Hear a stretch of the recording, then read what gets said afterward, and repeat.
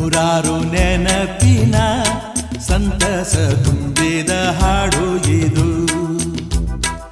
ಏಳೇಳು ಜನುಮಗೂ ಬೆಸುಗೆ ಹಾಕುವ ಹಾಡು ಇದು.